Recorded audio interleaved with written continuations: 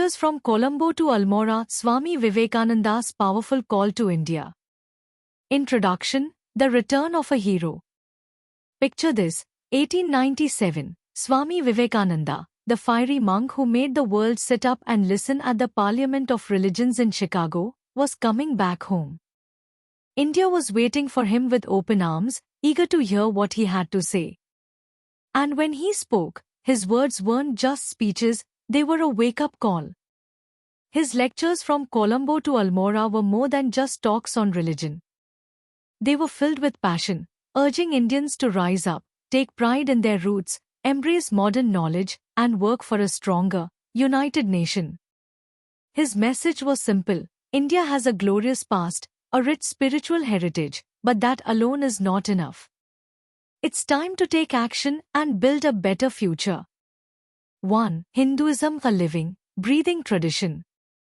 For many, religion means strict rituals, blind faith, and outdated customs. But Vivekananda tore down that image. He said, Hinduism is not a dead religion stuck in the past. It's alive. It's growing, evolving, and always open to new ideas. A religion that adapts. Hinduism is like a mighty tree. Its roots are deep in Vedanta, but its branches keep growing, reaching for new knowledge. It has absorbed ideas from Buddhism, Islam, and even modern science. Vedanta, the core of everything. He explained that the heart of Hinduism is Vedanta, which teaches that everything in the universe is one, all is Brahman. This idea, he said, could unite science and spirituality. Break free from superstition. He was blunt: rituals, caste divisions, and meaningless traditions had no place in true Hinduism. Real faith, he said, was about understanding the divine, not following customs blindly. He wanted Hindus to look beyond rituals and embrace the true spirit of Vedanta, one of strength, wisdom, and oneness. To be proud of India's greatness. One of the biggest problems he saw? Indians had lost their confidence. Colonial rule had made them feel weak, as if their culture was inferior. And Vivekananda couldn't stand it. India's knowledge shaped the world. He reminded people that India had given the world profound knowledge, philosophy, mathematics, science. Even today, ideas from the Upanishads about consciousness are studied in modern physics. India as a spiritual leader, while the West was chasing material wealth, India had something greater: spiritual wisdom. He saw India as a world teacher, guiding humanity toward inner peace. Stop feeling small. He thundered, why do you feel ashamed of being Indian? Stand tall. Be proud of your culture, your traditions, your wisdom. And then, with fire in his voice, he declared, the longest night seems darkest before dawn, but India will rise again. 3. Modernity is not the enemy, we need it. But let's be clear, Vivekananda was not just about praising the past. He saw that India needed change. It needed science, technology, and education to move forward. Science and spirituality can go hand in hand. He believed that Vedanta and science were not opposites. Both seek the truth, one through the outer world, the other through the inner world. Education for all. He was passionate about teaching people to think. He didn't want education to be about memorizing books. He wanted people to ask questions, think deeply, and break free from ignorance. Technology and industry. He admired the West's discipline and scientific progress, but he warned, without spirituality, all this progress is empty. India needed to blend knowledge with wisdom. He urged people, learn from the West, but don't forget who you are.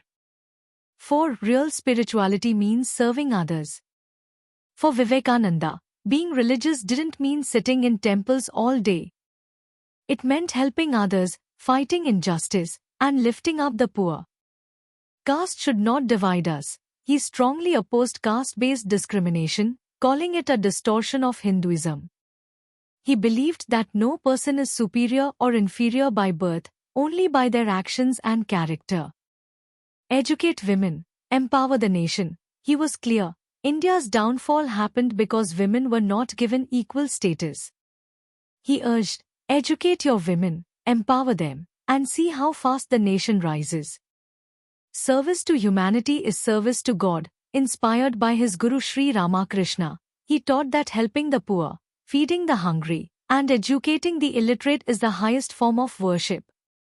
And he declared, so long as millions live in hunger and ignorance, I hold every man a traitor who ignores them. True religion, he said, is not about prayer alone, it's about action. 5. Every religion deserves respect. At a time when religious conflicts were dividing people, Vivekananda's voice was a ray of hope.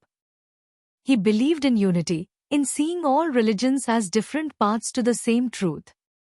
All religions lead to the same goal, he said. A Christian is not to become a Hindu, nor a Buddhist to become a Christian. Each must absorb the best of the others. Vedanta's universal message, he saw Vedanta as a bridge between all religions, promoting harmony and peace. And who can forget that powerful moment at the Parliament of Religions, when he stood before thousands and greeted them with "Sisters and Brothers of America." That one sentence broke down walls of division and brought people together. 6. Get up. Take action. His speeches were not just about ideas, they were a call to action.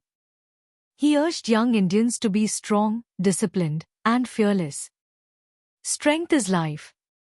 Weakness is death, he declared. Whether it's physical, mental, or spiritual strength, without it, nothing is possible. Youth will build the new India. He saw young minds as the key to the nation's future. They had to break old chains, think big, and work for change.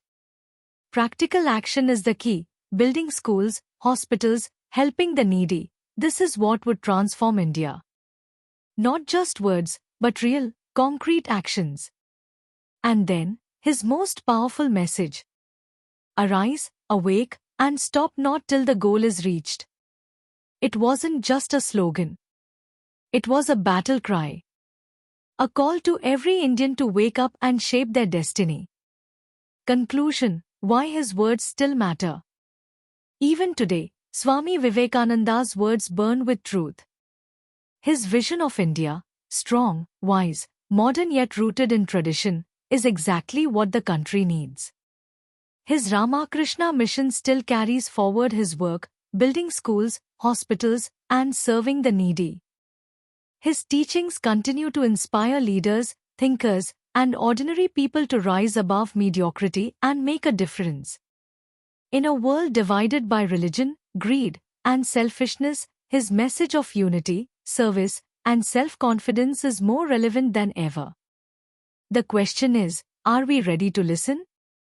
Are we ready to act? Because India doesn't need more followers. It needs leaders. It needs doers. It needs you. Arise. Awake. And don't stop until the goal is reached.